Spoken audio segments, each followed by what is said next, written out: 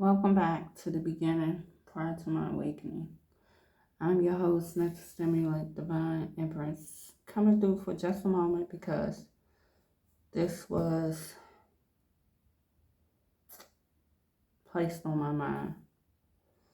So I want to take a minute and express a part of my journey with those who despise the chosen. Because I see a lot of times you guys seem to feel like, why them? Or that the chosen have it easy, or it's some badge of honor, when you really don't understand or know what a person has had to endure. No, they don't have it easy. And in my opinion, they have it the worst. Meant to learn and experiences lessons over and over again of different things in life.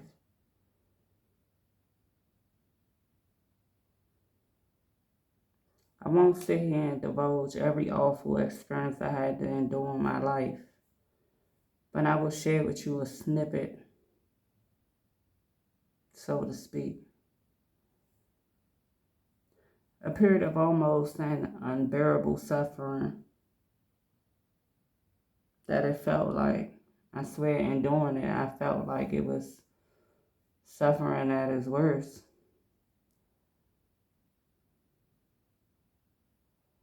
When you become close to God and get a relationship with Him, and you set aside all other things, you will begin to be taught.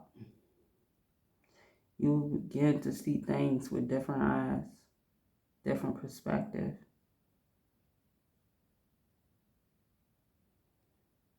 And, most people don't believe that at a heightened consciousness that those who passed on before us, they're still very here. Just because they have no spiritual body or not in physical form, they're still here. Some of our ancestors are tasked with being our guardian angels. They're tasked with different tasks to help us throughout our journey in life in the physical realm. For they see things that we don't see. Even the highest archangels are appointed to God's chosen because we endure so much suffering. And there's some things that our ancestors are not equipped to handle. There's a chain of command, so to speak.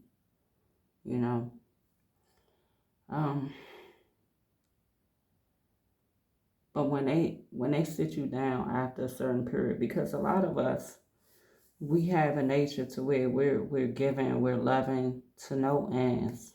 The literal shirt off our backs, to say the least. So in this period after my awakening, they started to show the people around me. These are the people that I held dear, that I would fight tooth and nail for, that I would bleed for, that I would suffer for, and have on many occasions. But at this point, it was a time where they said, enough. How much are you going to give of yourself? How much are you going to endure of yourself? God expects for us to be kind, to be helpful with each other, but not to suffer over and over again, especially with people that are undeserving, people that are selfish, people that, that become to be the type of person that feel like they just supposed to have. You're supposed to do this for them. They become privileged in a state of saying, to where they begin to abuse the privilege of having someone that loves them so much that will go out of their way. Especially the type that will take, but not give anything. This is something that I was meant to see for myself. Because honestly, every one of the people surrounding me was just there because of a need that I gave to them. Most of them secretly hated me. And it was for no other reason because they felt like I was a goody two shoes. Do you know how absurd that is? Because I have manners, I have morals, I have respect. So them misusing me and secretly abusing me was kind of their way of kicking me down, sticking it to the man, so to speak. But these were people I loved. Can you imagine? Some of them expressed it in joking manners with others. Can you imagine having to be privy to those conversations when you wasn't even in the room? To hear how people really feel about you, people that you love, right? Not even only that, but the absurd things that they think about you mentally. For a woman that you with every day, laughing and joking, to be insecure about her body type because she think your body type is better than hers and she's jealous. How absurd. To which she will go spread lies, she will go tell your business, she will go sleep with your man, all out of jealousy. But this is someone that's supposed to love you. So no, I don't think the chosen have it good.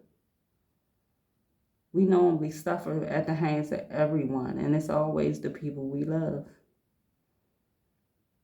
Our romantic partners, our family, our friends, our co-workers, everyone we come in contact with that we begin to have a more often type relationship with, meaning you're around them more and more and more, they begin to despise you, especially when they see something in you that they don't see themselves, something that they can be jealous of. It becomes a competition. They start measuring themselves up against you, and it's the most ridiculous thing.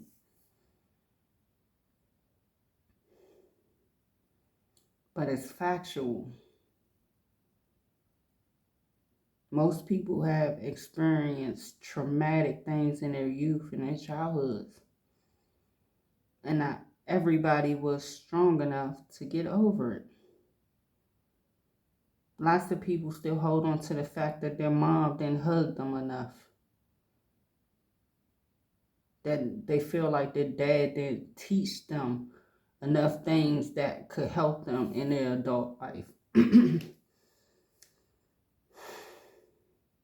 You got brothers and sisters, siblings that despise each other secretly.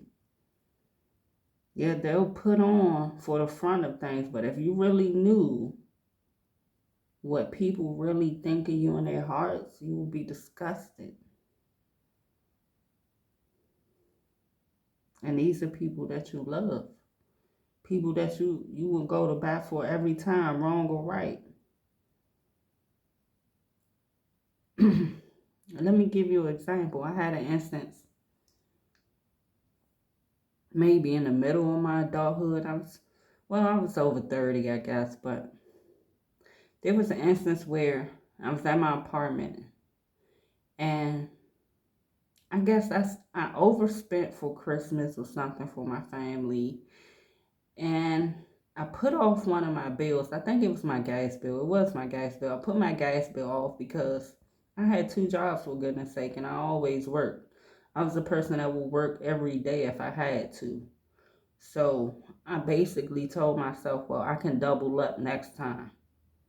You know, I'm not going to worry that I overspent. They're happy. Everybody got what they want, etc., etc. Most times I didn't get anything.